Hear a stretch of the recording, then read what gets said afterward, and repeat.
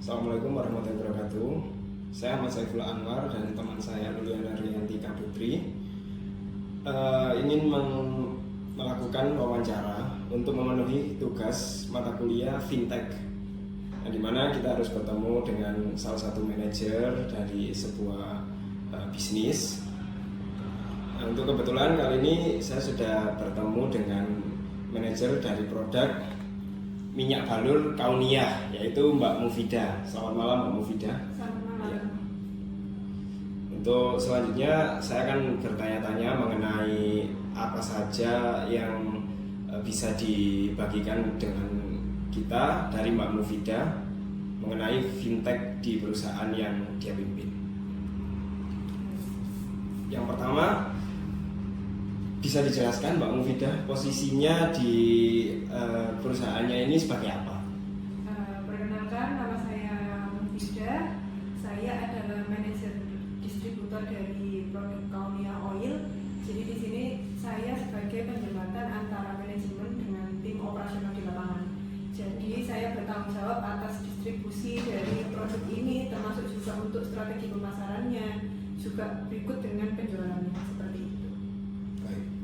Sudah berapa lama Bu Mufida ini menempati posisi sebagai manajer distributor? Sudah 5 tahun. Sudah 5 tahun. Apakah Ibu Mufida ini sudah mengenal istilah fintech sebelumnya? Sudah. Mungkin bisa dijelaskan fintech itu digunakan dalam apa ya Bu untuk kegiatan operasional di perusahaan Ibu? Jadi di era teknologi saat ini ya, terutama untuk penjualan, fintech atau financial technology. Jadi di mana ketika kita bertransaksi dengan pelanggan, dengan customer, itu kita menggunakan teknologi. Salah satunya seperti untuk transaksi pembayaran, seperti itu, untuk jual beli produk. Jadi kita tidak harus bertemu secara offline, tetapi kita bisa memanfaatkan teknologi. Untuk pembayaran kita bisa menggunakan transfer, kita bisa menggunakan aplikasi seperti itu. Jadi kita sudah memanfaatkan teknologi seperti itu karena tuntutan dari customer seperti itu.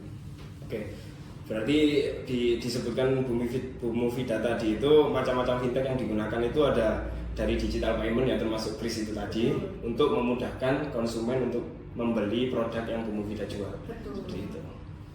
Selanjutnya. Untuk Bu Mufida, setelah beberapa mengetahui sedikit untuk fintech, kira-kira manfaat apa ya Bu ya? Atau jelaskan sedikit resiko atas penggunaan fintech itu ya Bu? Untuk manfaatnya sangat besar ya, karena sekarang terutama kemarin karena ada era COVID di mana kita tidak memungkinkan untuk bertemu secara langsung. Jadi teknologi ini semakin hari itu semakin berkembang. Jadi untuk pembayaran seperti QRIS, jadi antar kedua pihak dari sisi kami sebagai penjual dan juga konsumen sebagai pembeli itu sangat aman, karena dia sebagai penampung di antara kedua belah pihak seperti itu. Lalu resikonya mungkin yaitu tadi ya keamanan, Ya. terus tidak pasti ya ketergantungan koneksi ya Bu ya kalau di era teknologi sekarang. Lalu apakah Ibu Mufida ini pernah mengikuti financial teknologi sebelumnya? Ini pelatihan. Iya, seperti pelatihan atau webinar. Lalu apa Bu Mufida mengetahui crowdfunding dalam financial teknologi?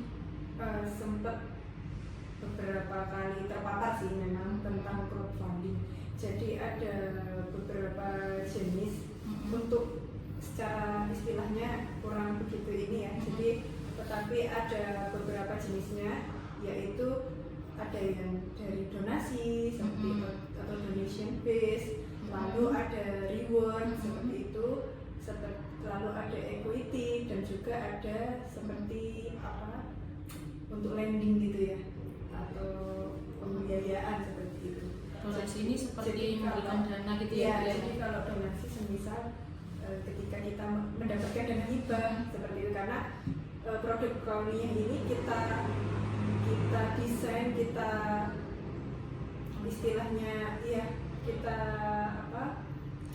kita teliti, itu bisa jadi ada investor yang tertarik untuk mengembangkan produk itu, jadi dia akan mendonasikan supaya kita bisa meneruskan produk ini untuk bermanfaat lebih luas seperti itu. Kalau reward ini seperti memberikan produk ke customer. Nah ya itu kalau reward itu jadi kita imbal balik dengan customer berupa bisa itu kita promote atau kita berikan ya produk kita seperti itu.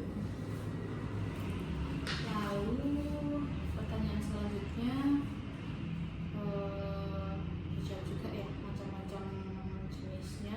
Iya. Lalu menurut Ibu untuk jawaban crowdfunding tadi itu bisa mensejahterakan negara nggak Bu ya?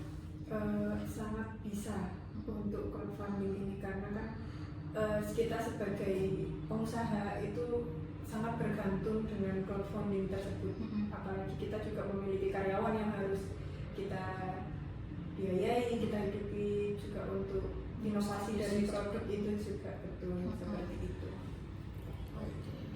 Untuk pertanyaannya sementara sudah cukup Bu. Terima kasih atas waktunya, penjelasannya. Sepertinya dari kami sudah. Semoga bermanfaat ya Iya, buat teman-teman ya semuanya. Semoga Terima kasih. ilmunya bermanfaat.